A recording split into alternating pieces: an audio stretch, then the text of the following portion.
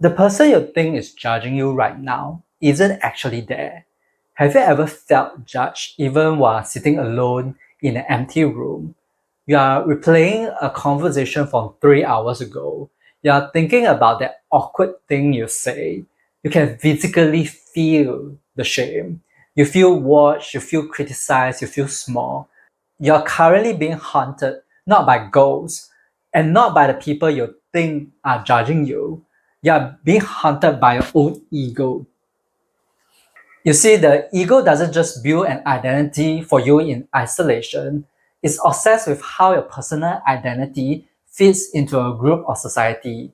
It doesn't just tell you the story of who you are, it tells the story of what everyone else thinks you are. Our ego is operating on an outdated survival code. It's stuck in a tribe mentality. Deep down, it feels that if people don't like me, I'm going to be exiled. I'm going to die.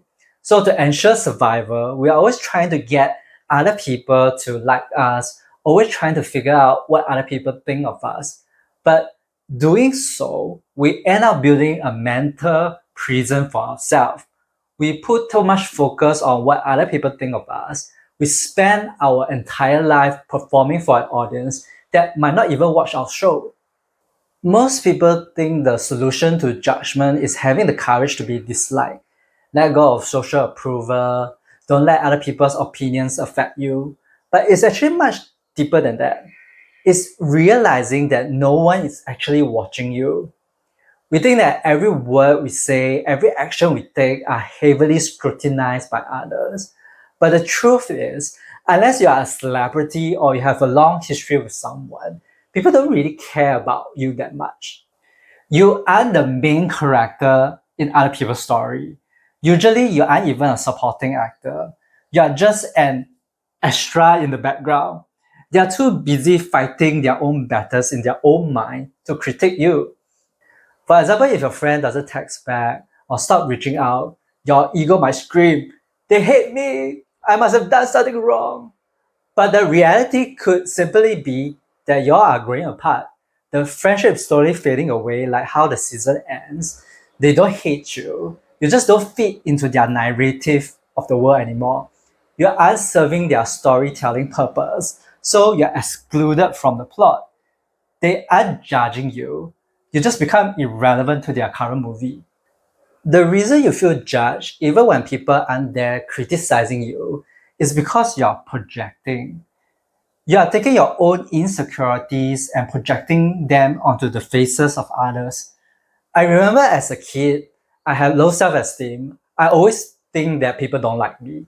So, any evidence I could find, for example, if someone didn't smile at me or didn't talk to me, my brain will filter it through that belief.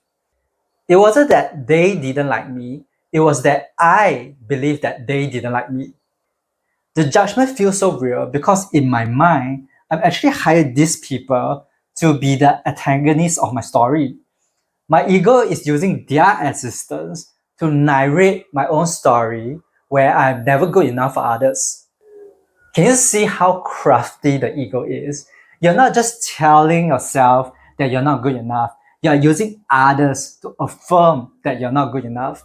But here's the reality, listen carefully. In my story, these people are the lead character. But in their story, I might not even have a role. I might not even exist. Or I might just be in the background. Our ego wants us to believe that we are the main character in other people's movie because it has this main character syndrome. Everything is about us. But we might not even appear in other people's mental narrative. So it's not just about having the courage to be disliked, it's about ending the habit of mind reading. Stop guessing what others think of you. You don't actually know what's going on in someone else's head. Even if you are empath or an intuitive like me, you might sort of get a vibe of how other person feels about you, but you don't exactly know what they are thinking. So let them out of your story, fire them from the antagonist roles that you give them. Your assumptions are usually just a mirror of your own insecurity and beliefs. By the way, this applies for spiritually awakened people too. Maybe you see repeated numbers, you feel energy, or you experience a deep connection with divine, but you stay tight-lipped because you're afraid of being judged. You think that if I share my experience, others will think that I'm ooh ooh or too crazy. But that is actually your own self-judgment.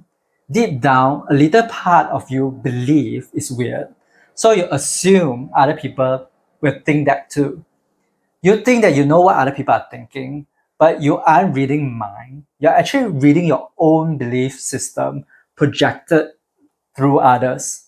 You already have this pre-existing assumption of how other people are going to react to you. And that's why you don't dare to share your spiritual experiences. Now, of course, I'm not saying you should go tell everyone about your spiritual experiences. Please don't do that. Because there is a difference between being silent out of wisdom and being silent out of fear. When you remove your fear of judgment, you stop calculating, you stop trying to figure out what other people think of you, and you start listening to your soul. And you will know exactly when, who, and what to share. You become spontaneous and inspired. And here is the danger of mind reading. It eventually becomes a self-fulfilling prophecy. When you assume others are judging you, you get defensive. You create an adversary in your mind. You have argument with them in your head. And then you distance yourself from them. You act cold. And guess what? Your distance makes them feel judged. They think that you don't like them. So they pull away. And then you say, see, I knew that they didn't like me. I knew that they will find me weird. But you're actually the one that created the exact reality you were afraid of. What was once a mental projection became a physical reality because you think them into existence. And this doesn't just cause separation, it kills your soul's expression and creativity. I've written 7 books. People tell me all the time, I want to write a book too, but most of them never do. It's not because they lack talent or ideas. It's because of a subconscious fear of judgment. When you put your opinions out there in a blog or a video like this, you're giving the public permission to judge you.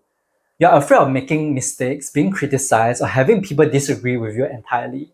It's definitely easier to keep your opinion to yourself or judge other people's content than creating your own because your ego feels safe that way. But that safety is a trap.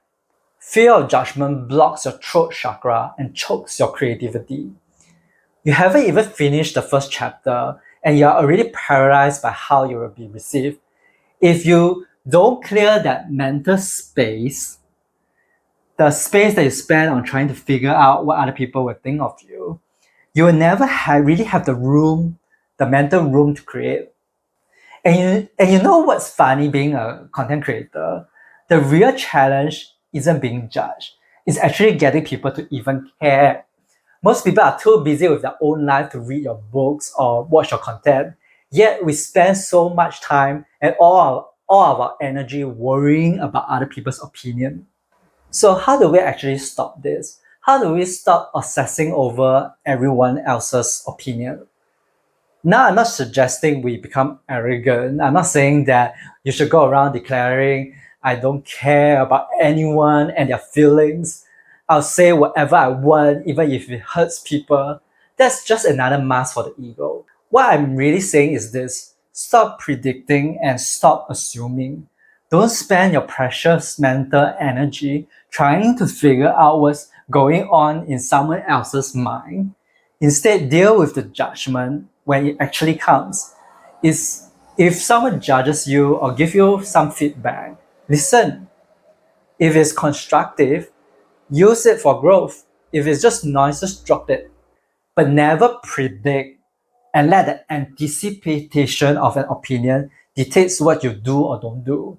The moment you change your course to avoid a potential dislike from someone, you actually fall into the trap of people pleasing. Other people's opinion of you are ultimately irrelevant. Not because you're too arrogant to listen to any feedback, but because you cannot control them. I'm not going to change who I am just to get people to like me, because that is way too exhausting. It's already challenging enough to manage my own mind. Why on earth would I want to try and manage someone else's? Remember that all judgment comes from the ego.